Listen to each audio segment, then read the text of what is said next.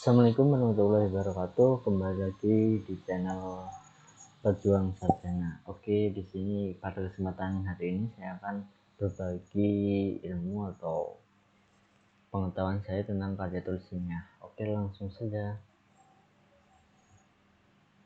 Ini saya sudah buatkan rangkuman menulis karya tulis ilmiah yang baik dan benar oleh Ahmad Alfat. Saya sendiri mahasiswa yang salah tiga.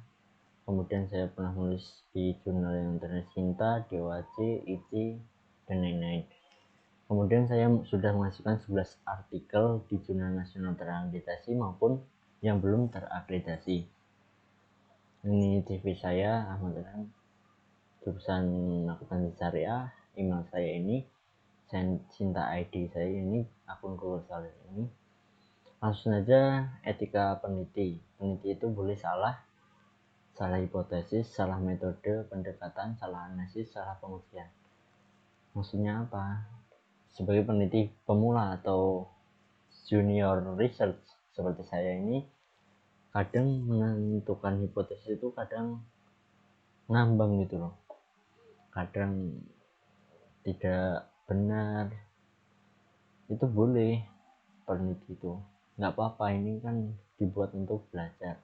Kemudian salah metode bukan salah sebenarnya, ini metodenya yang pas yang mana, kurang pas saja. Terus kemudian salah analisis, ini yang membedakan ini biasanya kalau yang sudah pro analisisnya itu bisa lengkap, yang membedakan kalau yang masih junior itu masih kurang gitu, kurang deket gitu.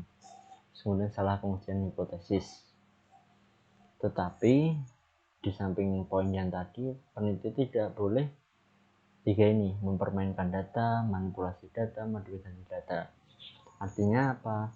Artinya misal kita mau meneliti tentang inflasi, tapi kita itu membuat data inflasi itu sendiri, tidak mencari sumbernya. Ini kan nggak boleh, namanya itu memperkaya data, manipulasi dan modifikasi. Terus pelanggaran fatal ada 3 menurut saya: fabrikasi data atau membuat data yang sebenarnya tidak ada, atau lebihnya ya seperti tadi, seumpama kita mau meneliti tentang inflasi tetapi datanya tidak ada, kita buat sendiri, nggak boleh kayak itu. Kemudian klasifikasi data, mengubah data sesuai dengan keinginan, terutama agar sesuai dengan simpulannya yang diambil. Misal di penentuan hipotesis kita sudah menentukan inflasi itu berpengaruh terhadap pengangguran, tetapi setelah kita analisis tidak, kita ubah sendiri datanya. Ini salah, pelanggaran fatal. Kemudian plagiarisme atau mengambil tes orang lain tanpa memberikan acknowledgement dalam bentuk citasi. Misal Sugiono itu berpendapat penelitian metode kuantitas merupakan penelitian yang berasal dari data sekunder atau data kedua gitu, tapi tidak kita kutip, salah. Terus kemudian kita tinggal copy paste di artikel orang lain, terus kemudian dimasukkan ke artikel kita. Ini nggak boleh, nanti kena plagiat kalau mau dipublish namanya. Kemudian tahapan riset ada penentuan topik penelitian, kemudian penentuan masalah penelitian. Yang jadi masalah itu apa sih? Perangkuman penelitian, state of the art. Ini saya akan menjelaskan state of the art ini. Misal peneliti terdahulu itu, misal saya akan melakukan riset terhadap bank wakaf mikro. Penelitian terdahulu itu memfokuskan pada bank wakaf mikro itu implementasinya terhadap kesejahteraan masyarakat gimana sih. Kemudian ada peneliti lain yang memfokuskan pada bank wakaf mikro itu ditinjau dari segi syariahnya gimana sih, dan itu kan sudah berbeda fokusnya, jadi itu dimasukkan di state of the art. Kemudian ada pengembangan metode itu harus semakin lama semakin berkembang, saya yakin ya. Evaluasi metode, kemudian publikasi hasil penelitian. Nah ini yang paling penting.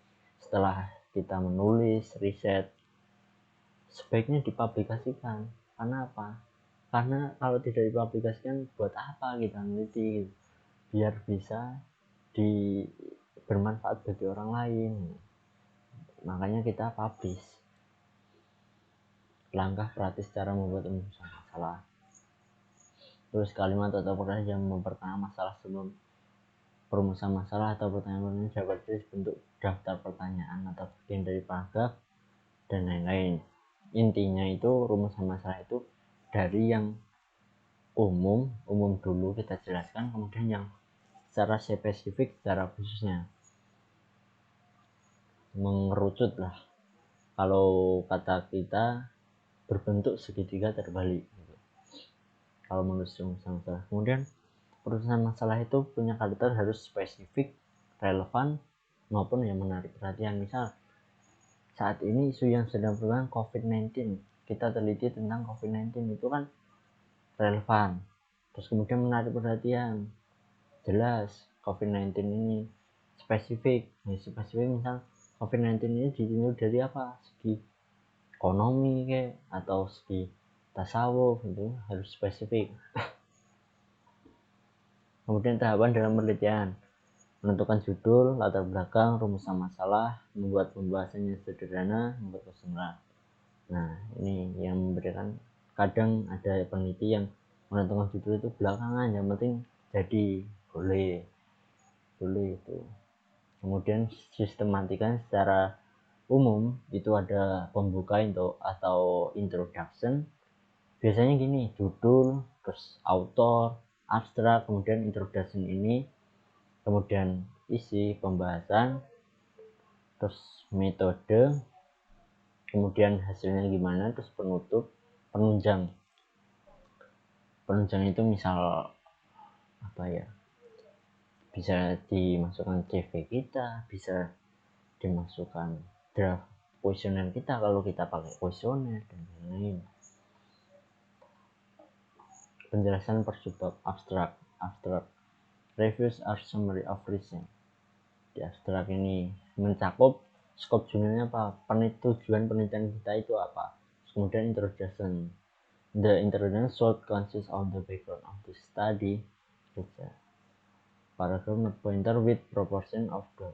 Jadi introduction itu lazimnya presentasinya 20% dari keseluruhan artikel. Isinya itu metode, kalau metode itu 10-15%.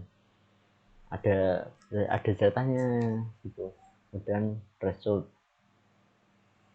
hasilnya. Ini discussion atau pembahasan ini paling banyak, bisa sampai 40-60% dari total artikel, jadi harus banyak. Conclusion itu saran, bisa untuk summary, restatement atau pengulangan kembali hasilnya, komen, saran untuk kedepannya, peneliti kedepannya. Referensi atau dapus itu adalah 80%, jurnal artikel adalah ya, ini harus diperhatikan. Referensi itu harus minimal lah 10 tahun ke belakang, jadi minimal 2011. Kalau mau yang lebih baiknya itu 5 tahun, jadi kita ambil 2016 itu paling minimal, itu bisa. Terus kemudian citasi dapus yang baik itu juga berasal dari jurnal nasional yang bereputasi. Contohnya kalau jurnal nasional yang terakreditasi Sinta, kalau jurnal internasional ya yang Scopus lah. Oke, sekian cara membuat karya tulis ilmiah yang baik dan benar.